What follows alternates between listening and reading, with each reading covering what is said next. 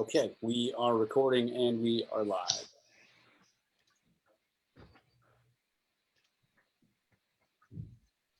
Ms. Wheeler, have you heard from Mr. Recchi? Say he would be absent. Okay. Alex, if you're good to go, let's just get this started. Yep. So good evening, everyone. I'd like to start this meeting of the Thursday, April 15th Board of Zoning and Building Appeals for the City of Reynoldsburg. This meeting is starting at 6:36 p.m. Ms. Wheeler, would you call the roll, please?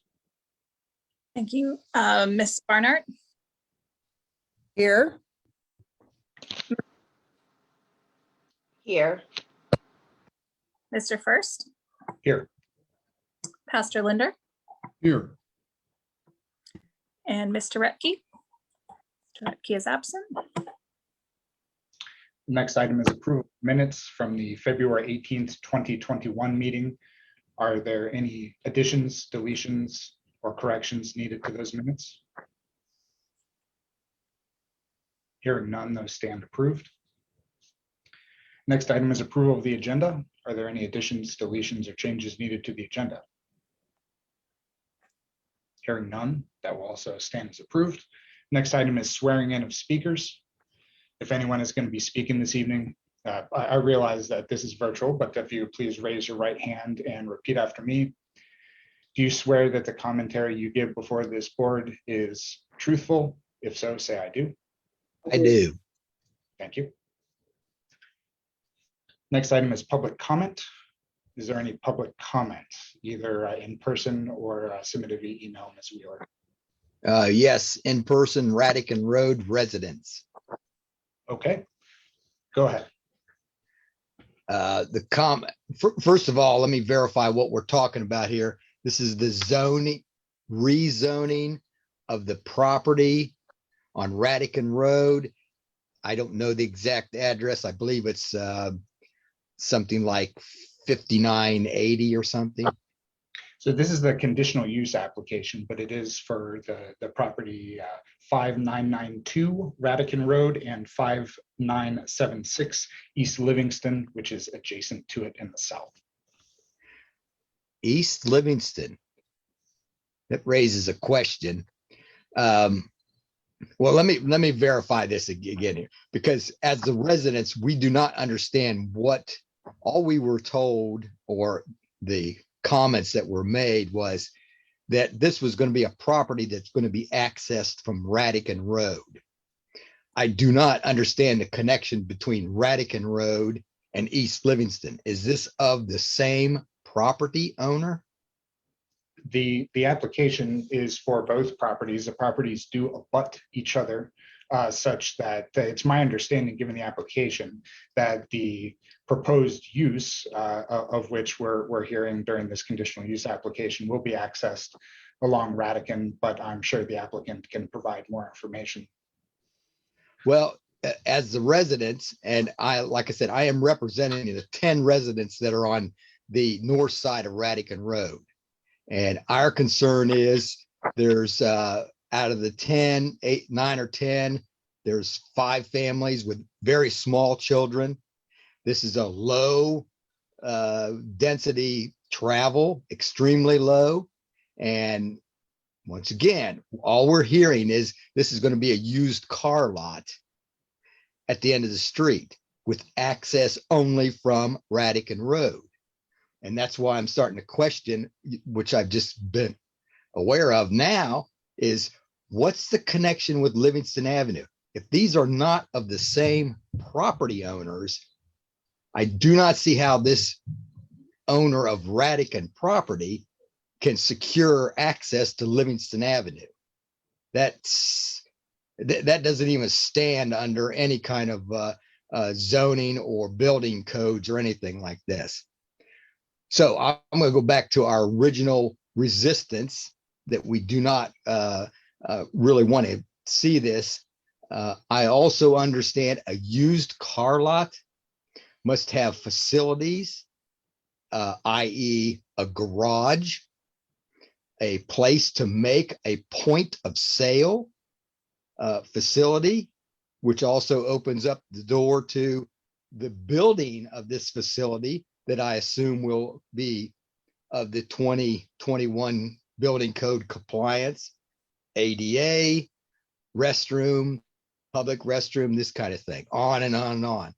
So once again, I'm leery about letting some kind of zoning open up to a used car lot. We certainly do not want to stand for an empty graveled lot with a bunch of cars parked on it and somebody sitting out in a lawn chair trying to make a deal. That's not business. And like I said, we are very, very resistant to this. And once again, I still have multiple questions. Are these two lots bound by ownership? Will they be? Sir, if I could, just Go ahead. for 1 second. It may be better, just for the context of the conversation, if you would agree to hold off on your comments until the staff report is read. And then that way, maybe some of those answers would just come out in the flow of the conversation. And then we can open it back up to public comment. So you can make comments based on some of the findings that you may find. Yes, I totally agree. I'll be patient. Yes. Thank you, sir. We'll certainly come back to you, but I'm going to hand it back over to Alex, and then we're going to read through the staff report, and we'll get into this exact conditional use application. So it's in a better explanation. Okay, fine. Thank you, Mr. Boucher. Are there any other public comments? Hearing none, we'll move on then.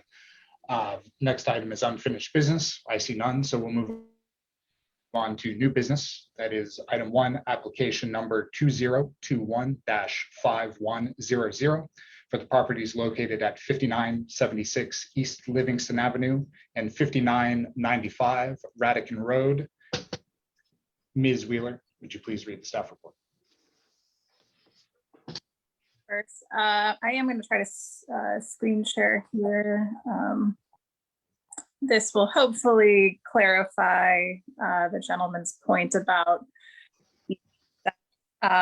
So we're actually talking about two separate parcels here, one of which, even though it has access along Radican, actually has a Livingston Avenue address. So that is 5976 East Livingston Avenue. And then the other parcel is 5995 Radican Road. So the property, as I said, is located on two parcels within the innovation zone. And the applicant is requesting BZBA approval of a conditional use to operate a car sales business. Vehicular sales automobiles is listed as a conditional use in the innovation zone, hence the need for this request. And there are, of course, the list of conditional use factors that the board shall use to consider any variance, any conditional use request. And with that, I know the applicant is here if they want to further expand upon the proposed use of the parcel. I'll kind of scroll through some of what has been submitted. I know there was a proposed site plan submitted as well, so I will some of that. Yeah, I do apologize for any confusion. I did say that the other property was adjacent to the south. I meant the west.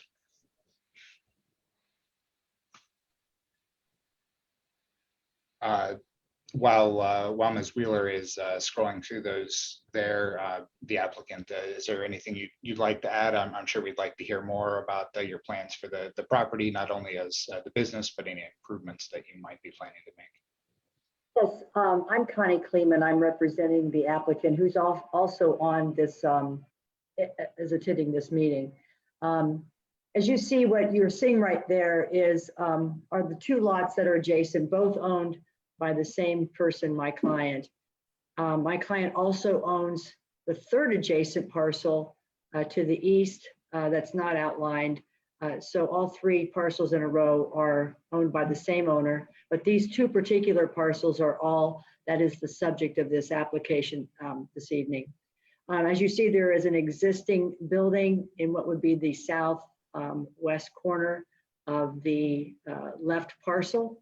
And that building will be used for the car sales business.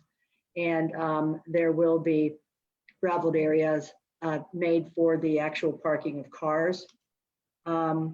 As you know, in the Innovation District, this is a conditional use. And it's also very interesting that the other permitted uses in this particular district, if you want to speak about traffic, include these uses that would not require a conditional use. Manufacturing medical clinics, I'm sorry, medical emergency service businesses, food service processing, and the list goes on. So as far as traffic and use of the access, while it can be obviously considered, I want you to consider also the fact that permitted uses would probably have a higher, more intrusive traffic pattern than what my client would like to do here, which is sell some cars. The lot's not that large, so there cannot be that many cars on the lot. And I'm available for questions if need be. I think the staff report was quite accurate, and I have put together my my list of information that can be read if I need to, but I don't think I need to. But if it looks like the existing building, if this is what I'm seeing on the screen here, you know, may be in need of a little bit of repair. I assume there's an expectation to bring it up to our current code requirements and everything like that. I believe that is everything will be brought to code, and I can allow my client to speak to that question. This particular house that we're looking at has been torn down, and right now this is an empty lot. The tree is also down.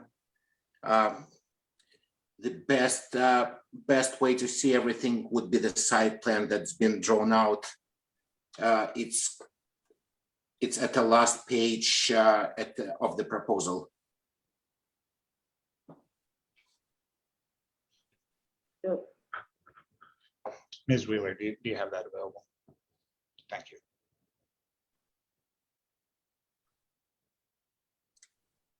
This is the page.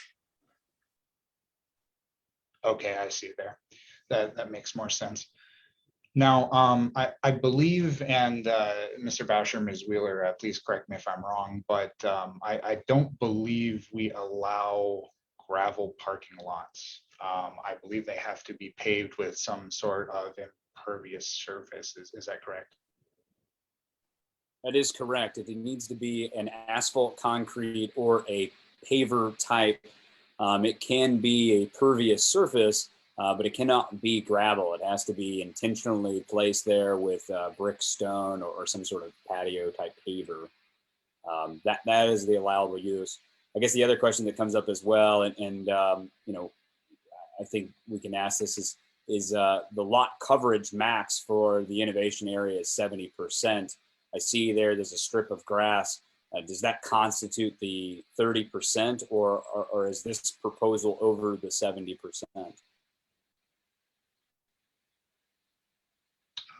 If I just had to eyeball it, it looks awful close. Is that? I guess that question was for Ms. The attorney, the property owner. yeah, as far I was not the preparer of this application as far as the site plan goes. I'd asked the engineer architect to take all of those things into consideration. So I don't know that answer, but I can say that that requirement will be adhered to. If this is not accurate, that 30% will be adhered to. Ms. Clinley, you had mentioned that the plan was for gravel. Is there an intention now, knowing what's allowable under our code, to pave that in a manner that would be permitted? Yes. Or with pavers or something of that sort. That is a permitted use, yes.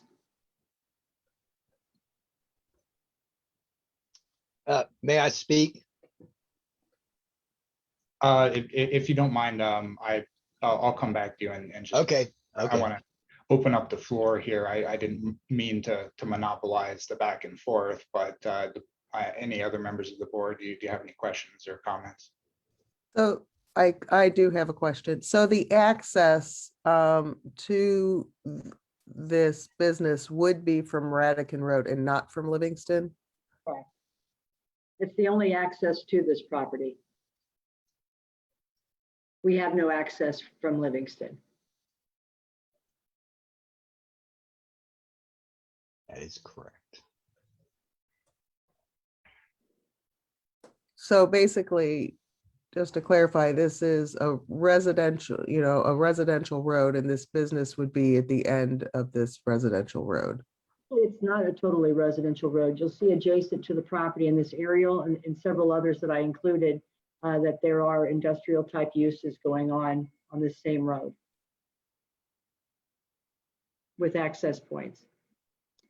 I believe some of the pictures that are in the packet, Emily, if you want to show those. In addition to this one, I show the actual access to the other adjacent properties. Would you mind talking about the current use of the space as it stands today? Edgar, do you want to express that? Yes, this particular, the Livingston Avenue address parcel was used for, I believe, for the last 50 years as a barber shop.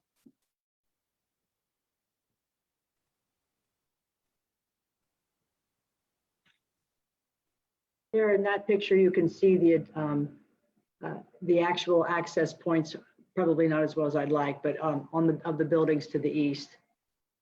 And then farther east, there's three different buildings there: gray, the brown roof, and then a tree area, and then another access area of businesses.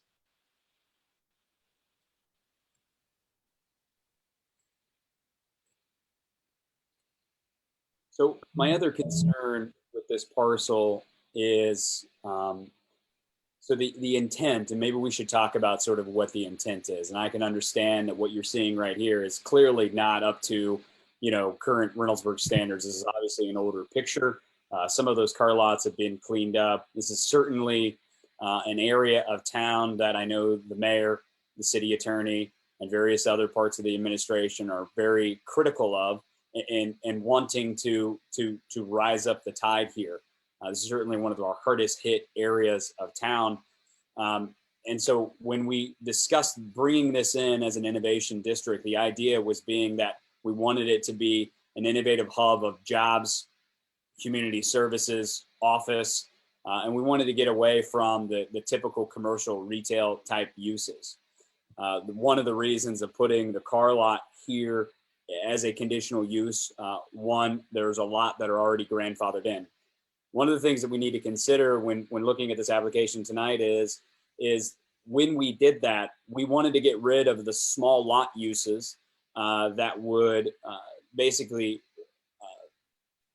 is less than the scale that what we're looking for in the future. Even if you included the third lot that's there to the east, you're at 150-foot lot width. The minimum lot width for an innovation district is 200. So I pose the question, how can you meet to that lot width minimum, even if you have the frontage met, which is 80, that doesn't seem to fit. And maybe that's another question for the architect that's not here this evening, and that's unfortunate, but I just don't see how we can get to that. I can respond to that somewhat. I understand the innovation and the purpose, and I also understand the hopes for improvements of the neighborhood. I'm very active in that type of development myself. At the same time, I have to say that there are existing parcels, as you just said, these two in particular, that exist and are this size, and even if combined with the third, would never satisfy the width or area that your innovation zone is. So one would say the only thing that my client could really do to progress this innovation area and not have a conditional use would be to sell it to another owner, adjacent owner, or some other to be able to have a larger parcel. Unfortunately, my client owns two parcels that he would like to actually fix up in accordance with the code and use, and have them be an active a company and not just a dead lot that has a torn down house and a gravel dead end parking lot. So he's trying to, in fact, the other thing that we actually discussed was that this type of a use will not impede future development or joining with other or additional properties if that should ever occur for future development. There will be little, not any additional buildings on the property and a paved parking lot and some green space. So it's not going to be something that's going to impede future development under the innovation district. Given that the innovation zone is intended to incorporate a mix of office and industrial uses, did your client consider perhaps some of those uses that might be permitted such that they would not require conditional use? If he did, he didn't tell me. I guess I could say that. This is the use that he is hopeful. He has the license to be able to do this, sell cars, and he would like to use his property accordingly. And he's not shying away from the requirements of the code and the improvement requirements that the neighbors have asked about. Certainly, and I do appreciate that. But before I turn it back over to public questions or comments, are there any additional comments or questions from members of the board? If I can just say one more thing, I do want to point out that this innovation district, if you go through the permitted uses, it would be very difficult for many of these things to be done on this property. And yet my client's property is zoned innovation. Air transportation services, I mean, the list goes on. There's a lot there that would be much more, I guess, much more, it would cause a lot more activity on the road, and also would be a much many more people coming and going from this site than what he's proposing. Thank you. Just out of curiosity, was there an effort to reach out to the property owner to the south and potentially do some kind of driveway easement or some kind of access agreement with them instead of having your primary access from Radican? Yes, I'll let my client talk to that. I have reached out to the property owner and I was trying to arrange also, I had a title searcher to look for the potential easements.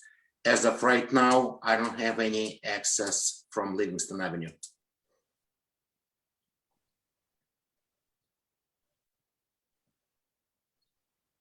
Yeah, I mean, I think that would mitigate a lot of the traffic concerns, although I do appreciate that this would be less of a traffic nightmare, if you will, than some of the other uses that are permitted. Now turning it back over to you, Radican Road residents. Yes, and we're just speaking of the lot size. Those lots are 52 foot wide, 217 feet deep. That's the way all these lots are split up on both sides of Radican. As far as the usage, well, here, stop right there at that one picture. And that one will do right there. This proposed squared out area, the one house that is left, there's two lots down there. They did tear down the one house, remove the large tree, and then flattened it out and stoned it. There is another presently used as a residential home. This person rents and is living in that particular home. If you scroll down to the lot plan, where they've got one lot to the west as completely used, and then they boxed in behind this residential home. What are they going to do with that guy? He's going to be admits in the middle of a car lot? He's a rental, and I know they can throw him out, but I don't get it. But going back to the lot size, 52 foot wide, that's 104, 217 feet deep. I think your zoning guy was touching on something about the usage. Let's go back to The old barber shop that's in the back of the furthest west lot. I assume this is going to be used as their office and public facilities. Where's the repair garage? Where's the repair facility? What's going to be done with all the repairs, oil changes and mechanical repairs? Where are you going to dump this stuff? Question. I assume Ms. Clemmer or your applicant can, your client, I'm sorry, can answer, but I assume there are no plans to do repairs on site. This is for sales only. That is my understanding. Is that correct, Igor? For Igor? sales only? I didn't think there was any used car lots or new car lots permitted in the state of Ohio that did not have a repair facility on site. You can correct me, but I thought there was a little glitch in there about this type of used car sales lot, public facilities and repair facilities. That's up to you guys to battle about the codes and zoning, that kind of thing. Going back to the access, the other businesses that are on Radican Road, they are not point of sales businesses.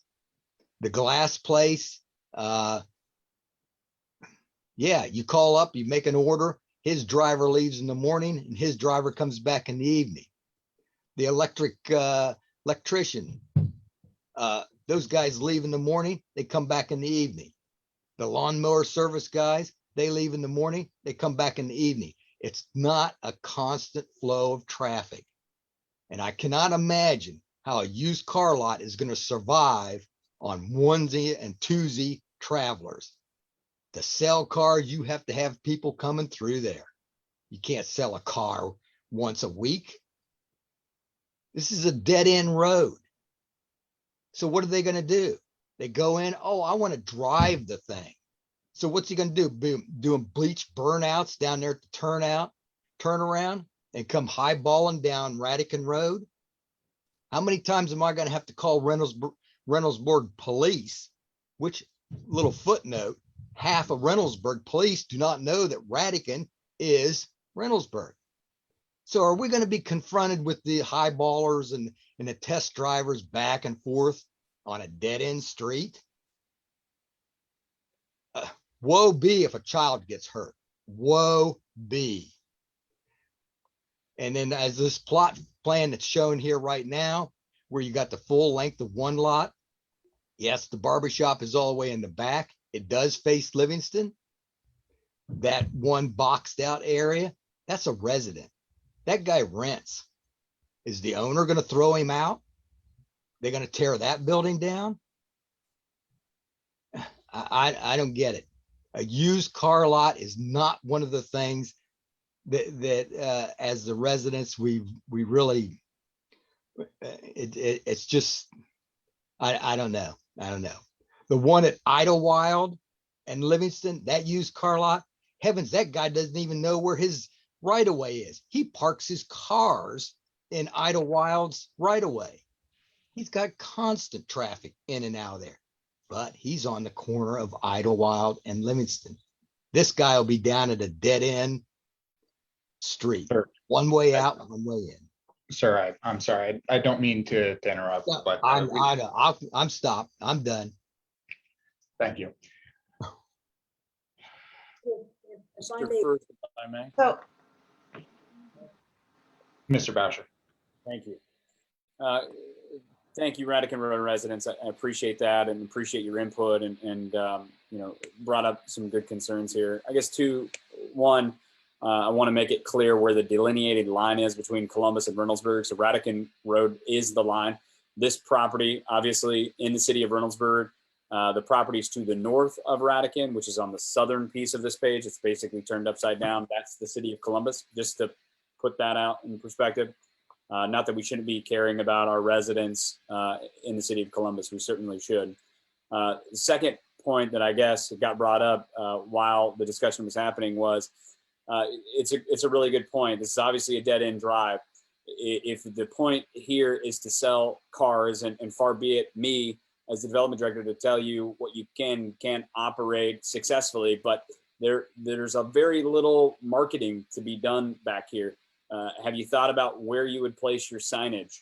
I feel like it's almost destined to fail, and it makes it almost feel like this is not much of a car lot, but more of just a car area to store things, which we certainly don't want more of in the city. So I guess I pose that question. What is sort of the strategy that's there, and obviously, does that include trying to push more traffic onto Radican Road?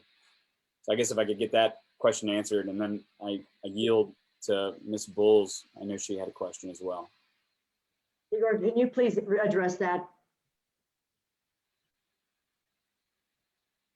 Hello, Igor? Yes. Hi. I've been in the automotive business for a while, and today in the 21st century, as far as the sales in a lot that is a dead end, it shouldn't be a problem due to the internet advertising. There is a very little of business of cars being sold from walk-ins. Most of them are being sold via internet. As far as the repairs that are going to be conducted on a lot, they are not going to be conducted on this particular lot. I have 3 additional shops that are going to be doing the repairs. They're located in the city of Columbus. And that would be compliant to state law, according to your understanding? As far as the licensing, as far as the automotive dealer's license, it does not require any repair facility to be on the lot. Thank you.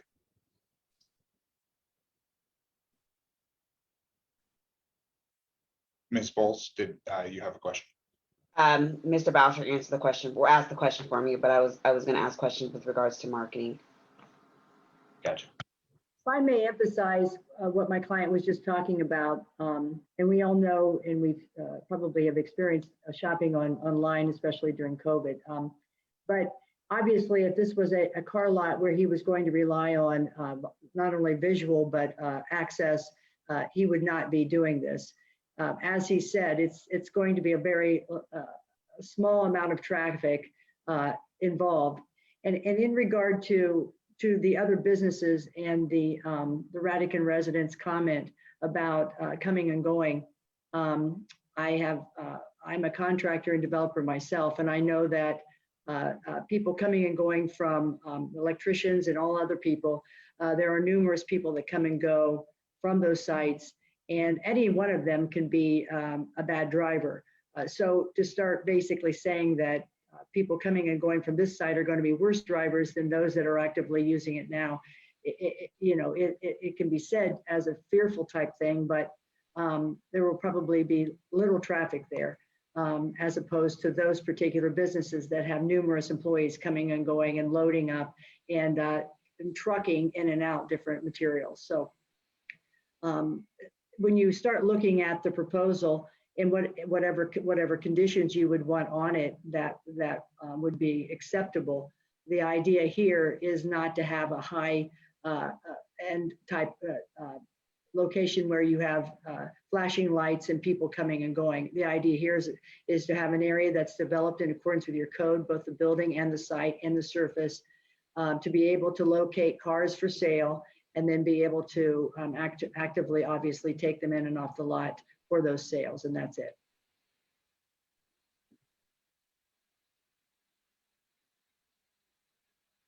I think, at least as far as I'm concerned, what I would like to see is some additional site plan drawings of what the improved pavement surface would look like.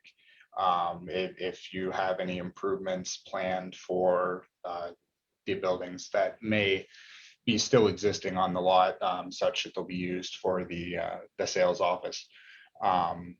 Maybe a little more narrative around that, but definitely, I think I would like to look at exactly the the material that you're going to be planning on paving the surface with, and how many parking spots will be available. And we'd like a definite measurements from an architect regarding the amount of surface coverage.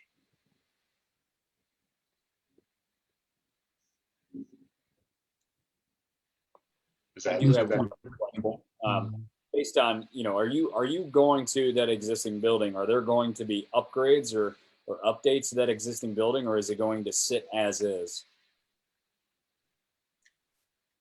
The building is in a decent shape right now. It's a block building, and it looks pretty good.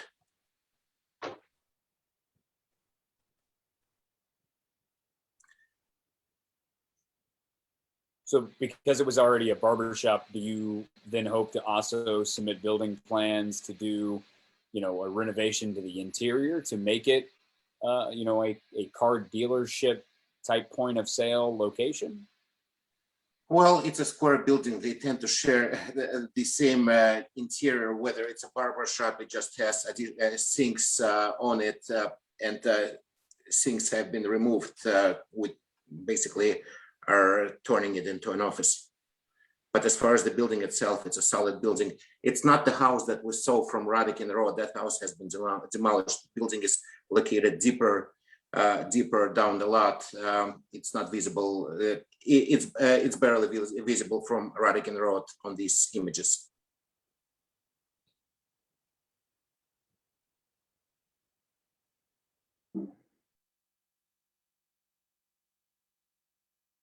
Mr. First, this is Pastor Linder. I had a couple of questions. First, again, for the applicant, since you have a couple of other experiences, what do you expect in terms of volume? How many vehicles would sit on that property on an average week? And when you take delivery, are those brought in from auction, by a single driver? Do they come in on a flatbed truck? How often does that kind of delivery take place? If you wouldn't mind answering. We plan on keeping an inventory of about 40, 45 cars on that particular lot. Vehicles are going to be brought from the auction, and auctions, they actually do have a delivery service there. Most of them are going to be driven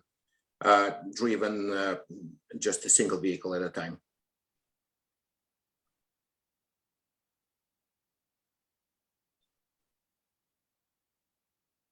Thank you. And I would just say, Mr. First, I agree with you.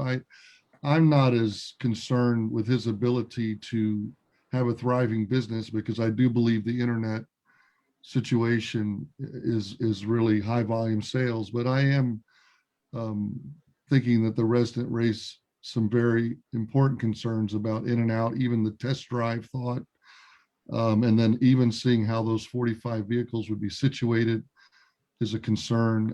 Is that going to overwhelm that location? And then I think, even though it was said that right now there is no option for access from Livingston, I would be curious if, given a little more time, if this application were tabled or something, could a little more work be done to get maybe some Livingston Avenue access? That's just a curiosity. Maybe it's an impossibility, but those are things that I'm thinking about while we've been sitting here.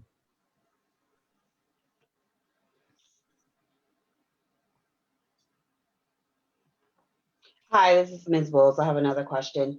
So 45 vehicles will be on that particular lot. Will you also have room for vehicles that are coming to take a look at cars, or would they park on the actual street? Because based off the lot, it doesn't seem like you would have any space for people that are coming in to take a look at cars. They're going to be parked on a lot also.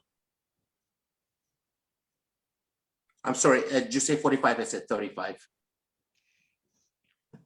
that does make a difference.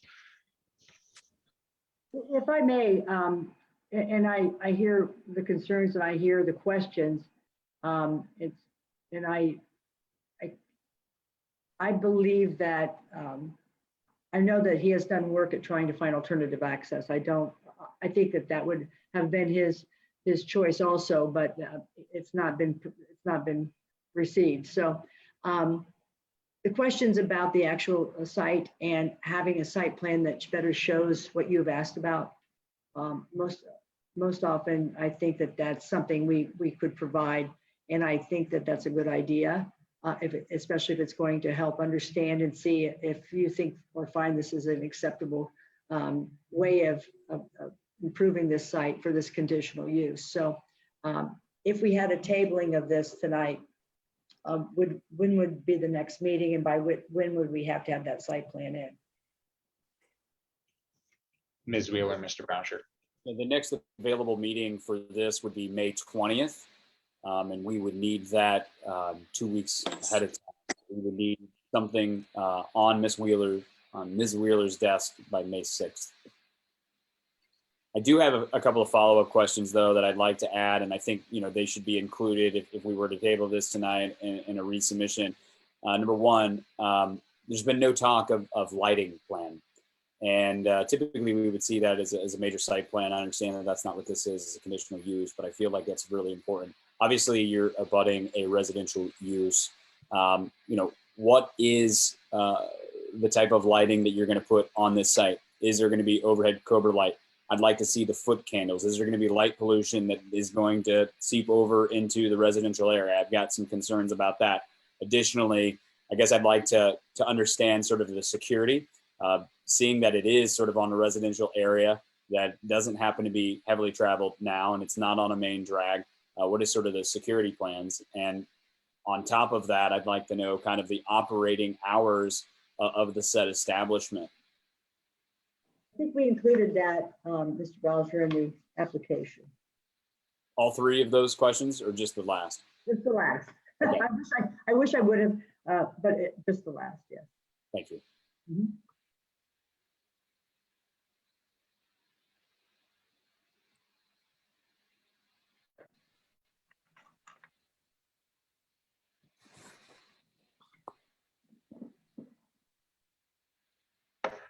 Then I would like to say that we request a tabling until your May 20th meeting, with the obligation of submitting a site plan that includes the items that you have been discussing. I'm more than happy to grant that. I just want to clarify that if you're going to be submitting a site plan that shows the pavement surface and paving and everything, I just ask that you include any sort of paint striping in there so we can understand how the cars are going to be placed as well.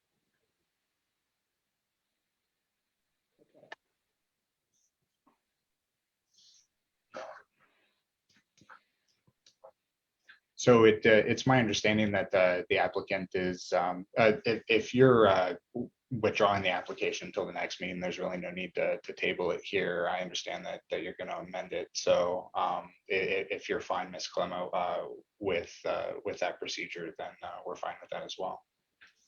Yes, we're fine with amending the the site plan and submitting that for the next meeting. Great. So this being the only item of new business before the board, is there any unfinished business or any other business that may have escaped my notice before we go to adjournment? It's just a slight point of order, and I don't mean any disrespect to the resident, but I did not hear the name and the address of the person that was speaking in public comment. I thought that was. Oh, yep, very good. Yes, please, if you wouldn't mind, Radican Road resident or representative, if you're still available, our rules do require your name and address stated for the record, please. My name is William Fields, and I am the resident of 6004 Radican Road, Columbus, Ohio. Thank you very much. And thank you, Pastor Linder, for jogging my memory. If there's no other business before the board, then we are adjourned at 7:20 p.m. Thank you, everyone. Thank you. Thank you. Thank you.